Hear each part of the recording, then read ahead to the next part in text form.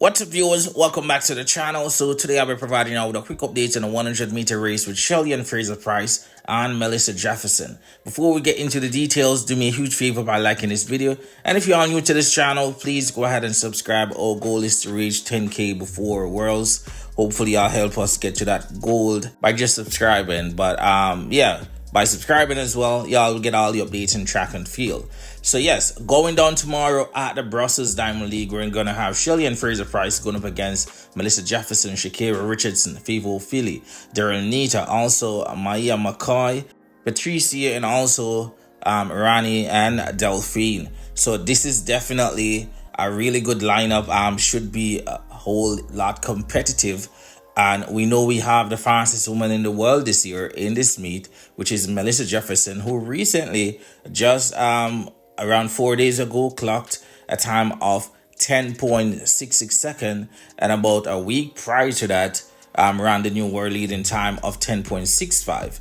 And this is somewhat similar to the season that Shelly-Ann Fraser Pryce had back in 2022. It's just that Shelly-Ann Fraser Pryce started out running a time of 10.67, and she just continued in that 10.6 realm.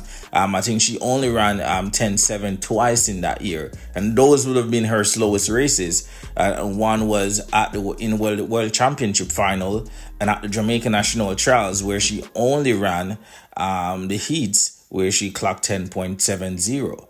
But besides that, she just had a whole entire season of running mostly 10.6. And we even see Melissa Jefferson reacted to that year of Shelly-Ann Fraser Pryce, because she's having a similar year.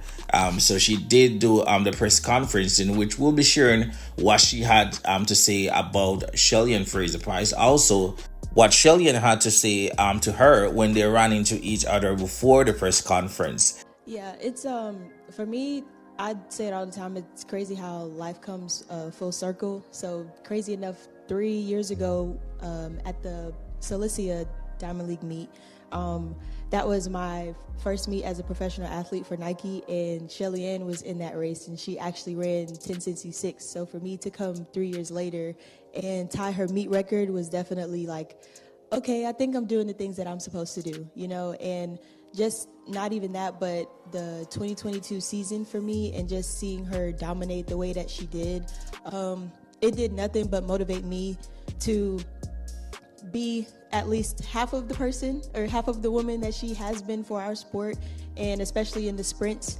And so, you know, there's been numerous and plenty of times where I'll just be at home sitting and watching old videos of, you know, women in my field competing years after years, and to see Shelly-Ann on top for so long, you know, like she said, is very, very inspiring for me, but also very it's just like, wow, in a sense. I used to think that I wanted to run for that long, but the older I get, I'm like, I don't know if I want to do that. So I'm just gonna, you know, keep riding this train to see how long it goes. But, you know, for me, it's always a blessing, and I'm also just very grateful to be able to share a stage with. And then just, I know for her, it's definitely something where I actually ran into her earlier in the dining hall, and she was like, congratulations on all those sixes. And I'm just like, I'm trying to be like you did it for a whole season. So, you know, it's just something for me to look at and say, like, yes, that is possible. Like, yes, you know, she doesn't have to be the only one who's capable of doing it. Like, I can do it too. And I think that means a lot, not only to me, but for her as well. Always good to hear at least paying homage to the ones who came before them, and especially in Shelly-Ann Fraser Pryce's case, she's still doing it at the highest level, competing with all these younger top female athletes that are dominating. And as y'all can see from the lineup, she'll be going up against her tomorrow. So I'm not sure of the performance that we will get from Shelly-Ann Fraser Pryce, because it hasn't been a smooth season for her so far. I guess she's just testing the waters to see where she's at, what she can fix before the World Championship, because as we know, this year will be her last year on the track. She will retire at the end of the season, and this is according to her. So she would want to end with a bang, just like she wanted to end her last Olympics with a bang last year, but unfortunately she wasn't able to. But she basically is starting off the season this year. She stated that she had unfinished business. So, but I believe if Shelly can get anywhere close to her pocket rocket start tomorrow, then we're up for possibly a 10-8 from her, because we saw where she's already running. She already ran 10-9 this season. One that wasn't legal, the 10.94, which would have been her first race, and another 10-9, which would have been in the women's 100-meter final at the Jamaica National Trials. So she definitely have the speed, has the strength to run 10-9. But based on what I observe in those races is that she does not get out early like she normally does. The Shelly that we know, once in the first 20 to 30 meters, she's at least close to 2 to 3 meters ahead of the pack. But in recent times, she is starting like anyone else, or even get left in the blocks for some reason. So if she can get anywhere close to her pocket rocket start, then we're up for a really fast time from Shelly. But as we know, Melissa Jefferson will be bringing the smoke. We saw her run 10.65 in the US, in Oregon, at the US trials. Before that, she ran 10.73, which was the new world leading time. But running 10.6 outside your home country is something else, and she did it at the Cilicia Diamond League, 10.66, which means that she's definitely in 10.6 shape, which means that she could also lower that as well, depending on the conditions, or depending on how the race goes for her.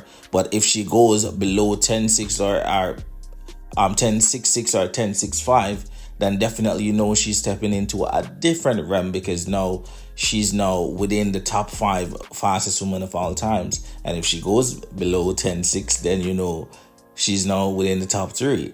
But yeah, Shakira Richardson in this race, she will have a point to prove. She would want to lay down something substantial on the board, because so far, it doesn't look good for her. Any at all on the track or off the track, because we know the controversy surrounding her and Christian Coleman, her getting arrested and all that.